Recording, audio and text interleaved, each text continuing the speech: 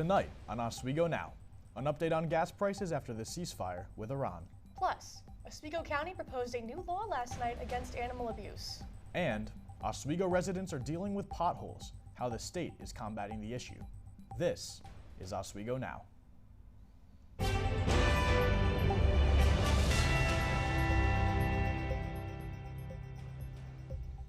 Good evening and welcome to Oswego Now. I'm Mike Neckers. And I'm Emily Mike. Drivers not only in Oswego County, but around the area are dealing with all the potholes left behind from this winter season. Oswego Now's Dominic Ciccarelli takes a look at how people are dealing with the crumbling roads and how the states plan to act. After a harsh winter, that's one sound that drivers hate to hear. Cold temperatures freeze water in the pavement, expanding it and creating the road obstacles that car owners dread. Potholes in the Oswego area are especially bad after this winter. Just take it from this resident. We got holes in roads that we're supposed to not have holes in roads and ride over, but yeah, we're expected to go to work in them every day. Or these college students. They're actually so bad. My car shakes like crazy. So it makes it especially difficult for someone learning to try to navigate like potholes. Unfixed potholes can cause hundreds of dollars of damages to a driver's vehicle, even when they try to avoid it. I drove myself out to Jake's Automotive to talk to the owner, Terry Ratcliffe, about some of the damages she's seen. Most of it is damaged tires, whether they're popped off the rim or they actually have holes in them or slices from them. You know, if it's just a quick tire, I mean, it could be something, a couple $100s. But if you get into steering, suspension, or rim replacements, I mean, that's a few $100s or more. But Governor Kathy Hochul says help is on the way in the form of 8,000 tons of asphalt to fix potholes throughout the entire state. I'm here to say, potholes, your days are numbered, literally numbered. We're counting how many we're taking down. While the city and the state focus on fixing the potholes, the only piece of advice I can give you for not damaging your car is if you see one, try and slow down a little. Dominic Ciccarelli, Oswego Now. If you would like to report any potholes on the state's highways or throughways, call 1-800-POTHOLE. Gas prices have been a hot topic since the U.S. and Israel went to war with Iran 43 days ago. It's left people with questions about the sudden surge in prices. The announcement of a 2-week ceasefire with Iran had many of us thinking that prices at the pump would start to go down. Oswego Now's Soad Hamoud is looking into whether that's the case. Soad? Thank you, Emily. Right now, gas prices have gone up in some states and down in others. California had a regular price of around $6.29 2 weeks ago. Now they have a regular price of $6.59.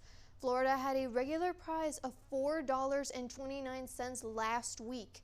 This week, they have a price of around $4.17, leaving a 12-cent difference.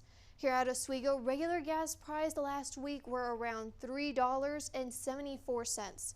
Currently, prices are around $3.99, going up by 25 cents.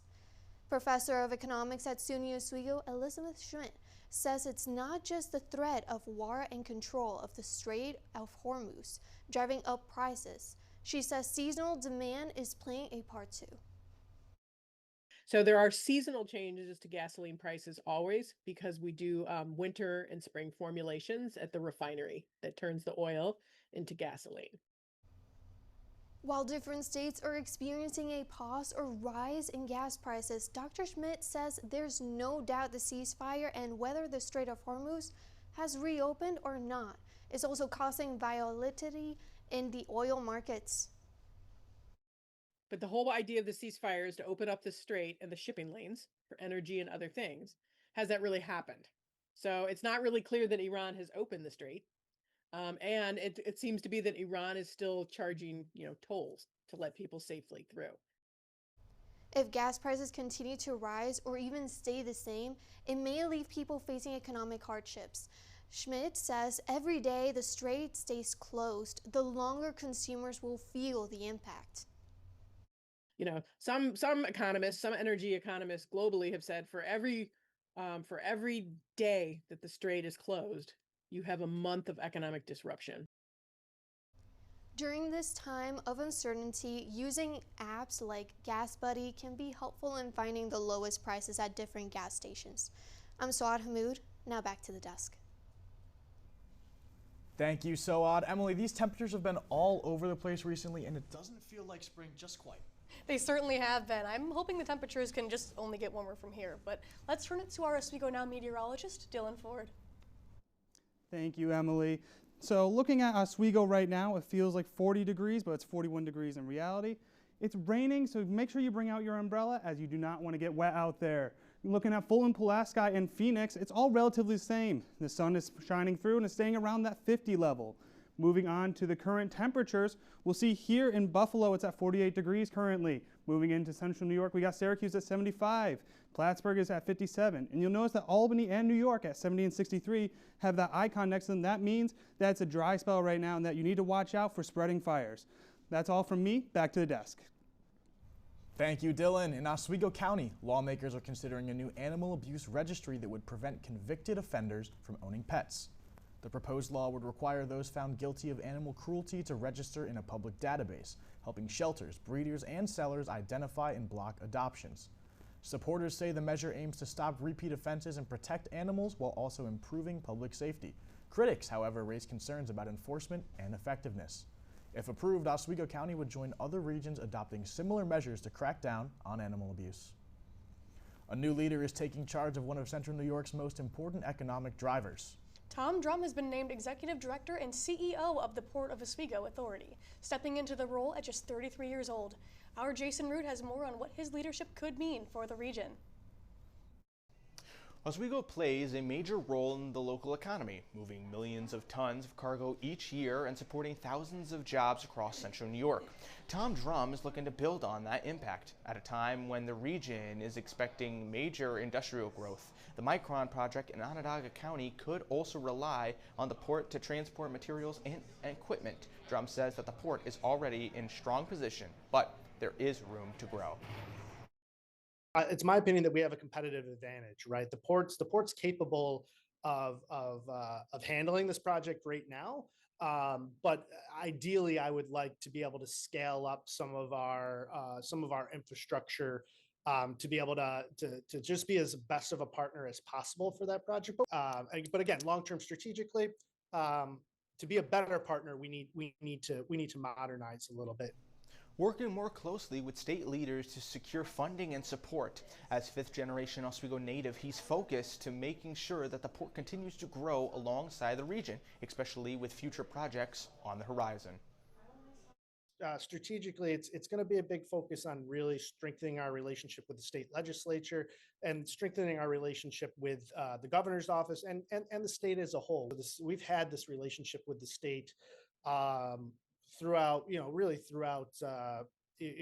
our history, particularly in in the 1960s when we saw a high level of state investment into the Port of Oswego. And as we move into this kind of next chapter of the Port of Oswego, with the Micron project, with our cornerstones like Novelis, with the potential of a new nuclear power plant that could be on the horizon for Oswego County, we want to have conversations with New York State about a reinvestment in the Port of Oswego.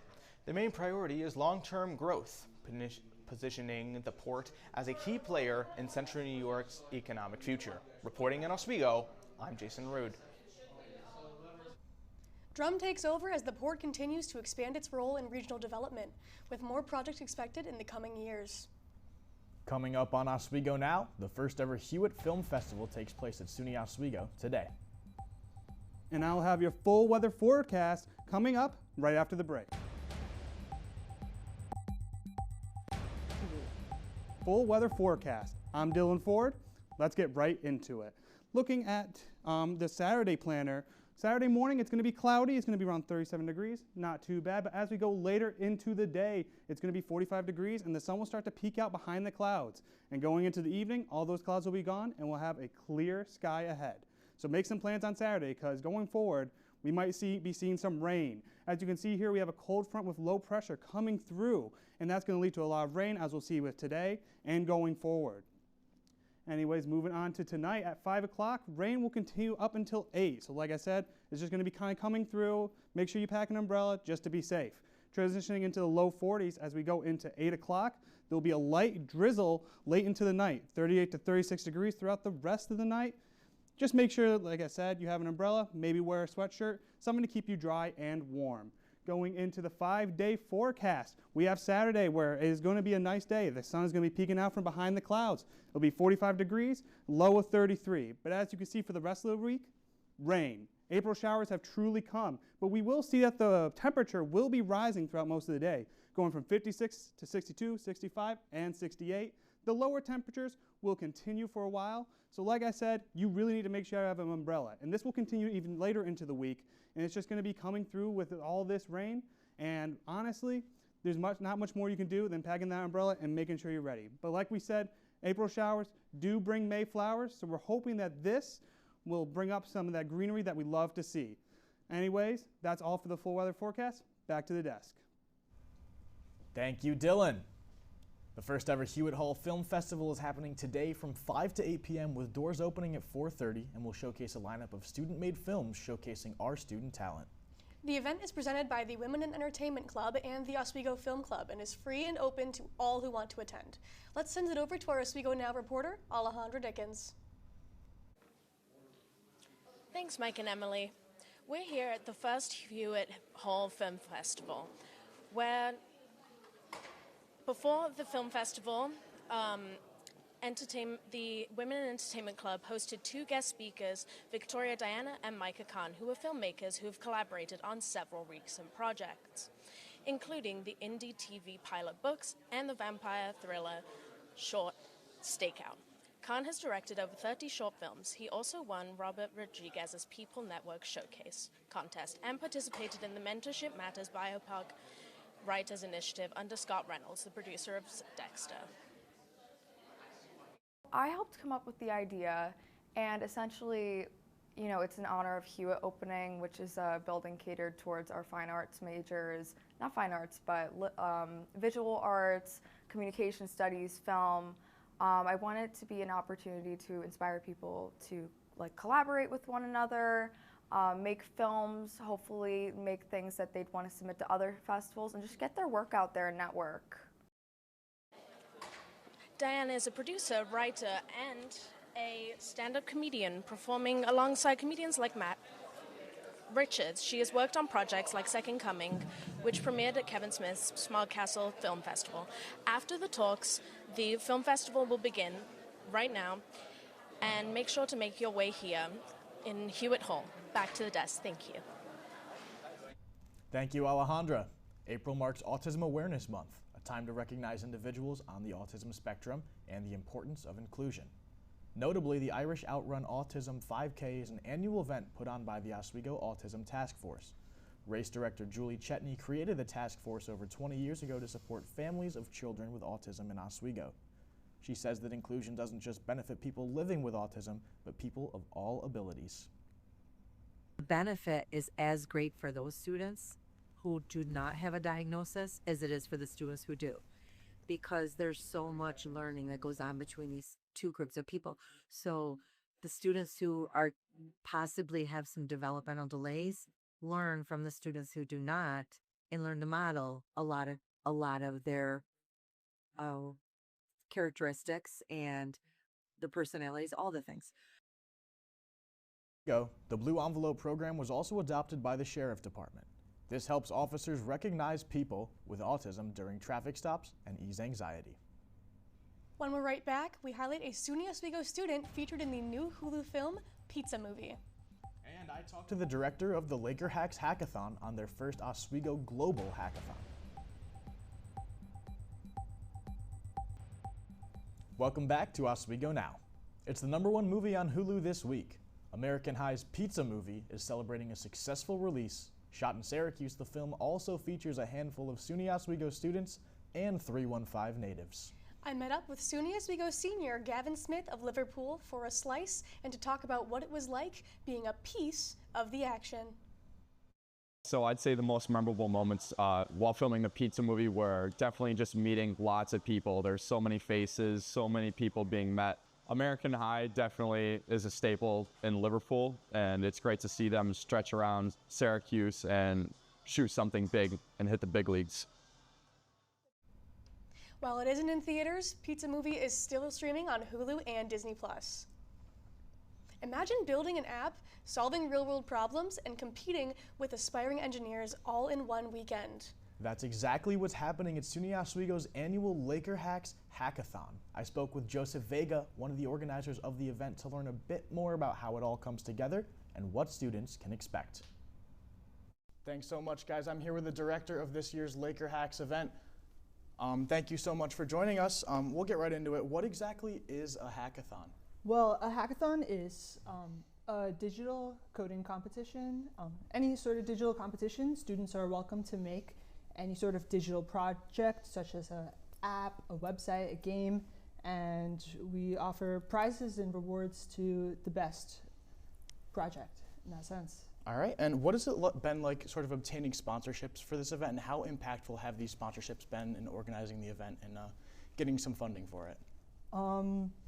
Yeah, so obtaining sponsorships, the process has been, we are partnered with MLH, which is a Major League Hacking organization. They are the global community that helps schools like us host our own hackathon.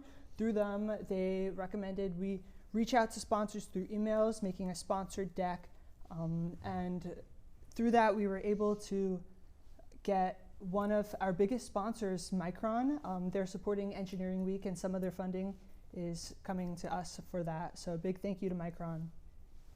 And talk me through the process of setting up and organizing an event of this nature and just how much work goes into it. So we have been planning this event since like a year ago today. Last year was our first year hosting it. It was private to our school only. But this year we put our application through with MLH. We got accepted to be a global hackathon. So all students and anyone really over 18 is welcome to come to our school. We have people coming from other colleges, other countries flying over. So it's really exciting. Yeah, and what are some of your goals for this event long term, whether for this year or the future, and what do you hope for attendance to gain from this event? Well, I want our goals to be everyone should register for Laker Hacks because we are going to have over $3,000 in prizes. We're going to give out free food and merch, and it's a great way for students to create project-based experience to show off on their resume. Through several of our sponsors, you can meet them directly in person and gain job opportunities such as internships and different programs, full-time positions when you graduate. So I'm hoping people come and get to experience all of that themselves. And you said this is only the second year. What are you trying to build on from all the success you guys had last year with your hackathon? So this year we are officially public, so it's a global hackathon. We have doubled our funding. We have reached out to get several other companies to sponsor, such as NordVPN. They're hosting their own private track for to offer the winning team a 1-year subscription to 6 of their products. Yeah. All right, well, that's all the time we have. Thank you so much for joining me, Joseph. Back to you guys at the desk. The hackathon is set to take place on Saturday, April 18th and Sunday, April 19th here at SUNY Oswego. For more information about registration and the event, visit oswegonow.net. Coming up, a major milestone that you don't hear every day for an Oswego woman. And big news for a big college basketball program and a moving story from a local baseball player here at home. My full sports report next, right here on Oswego Now. Welcome back to Oswego Now with your sports report for tonight. I'm Eddie McAlpine. Our top headline this evening, the Fulton native who stood out in the national spotlight has announced that he will be committing to Syracuse. After entering the transfer portal on March 25th, Gavin Doty officially announced his commitment to Syracuse the day the portal opened, taking to his Instagram to share his decision. Doty spent his high school years just down the road in Fulton, scoring over 1,000 points across his 3 seasons. Doty's decision comes after his head coach at Siena, Jerry McNamara, was hired as the new head coach at Syracuse on March 24th, the day before Doty announced he would be transferring. The Siena standout was coming off a stellar sophomore season, averaging 18 points and 7 rebounds per game, leading the Saints to an NCAA tournament berth as a 16 seed. The 6'5", 190-pound guard returns back to the 3-1-5, and Syracuse basketball has been drawing attention early in the offseason. His former coach at Fulton speaking out. Gavin's going to be a big name in college basketball for a long time, and right here in this gym, I've had a front row seat to watch Gavin as a young grade schooler playing in our youth knee-high basketball program. His mom was a coach. His uncle has the court named after him. Along with bringing in Doty, Syracuse is returning 2 key freshmen from last season, Kyan Anthony and Sadiq White, establishing a strong core for the Orange. Another first-year collegiate athlete making headlines tonight, Oswego State outfielder Devin Trevisini and his journey to the baseball roster. It wasn't just about talent, it was overcoming adversity too. After battling learning challenges in the classroom and working his way up on the field, he's now facing another obstacle before his college career can even begin. Oswego Now's Parker Vore. For Devin Trevisani, the journey to the SUNY Oswego baseball roster wasn't just about talent.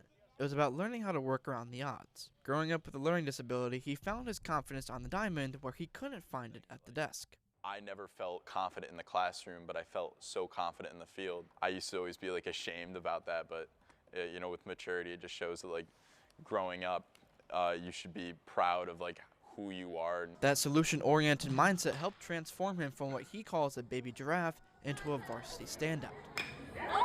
But just 2 weeks into his freshman year, the dream hit a wall. Trevisani suffered a back injury that he tried to play through so he could earn his stripes on the team. It felt like a bunch of knives in my back. And at that time I was using, it's called Atomic Bomb.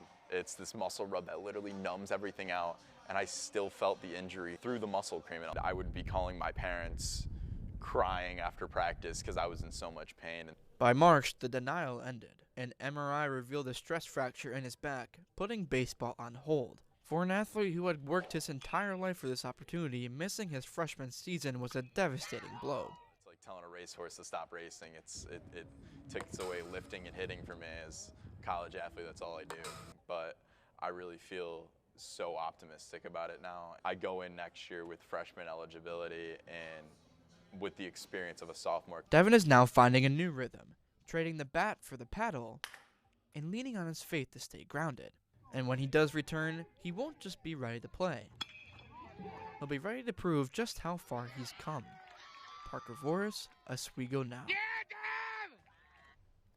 Trevisani says he'll continue his rehab during the season and hopes to return fully healthy for next year. As for the Lakers, they are off to a 12-1 start with an 8-1 conference record, including a doubleheader against the New Paltz Hawks tomorrow. So, Mike and Emily, we've got a lot of baseball to watch tomorrow. That's right, Eddie, we do. I mean, honestly, maybe we could get pizza after. Mike, what's your go-to slice? Emily, go-to slice has got to be chicken bacon ranch. How about you? I'm good with a good old-fashioned pepperoni. In terms of things that are a bit old-fashioned, there's not many people that make it to 100 years old in their life. But Pontiac Care Rehabilitation resident Doris Lettinen is officially a century old today. Doris held a small birthday party with her daughter today to celebrate, and we here at Oswego Now would like to wish her a very happy 100th birthday. That's all for our report tonight. Thanks for tuning in. Good night.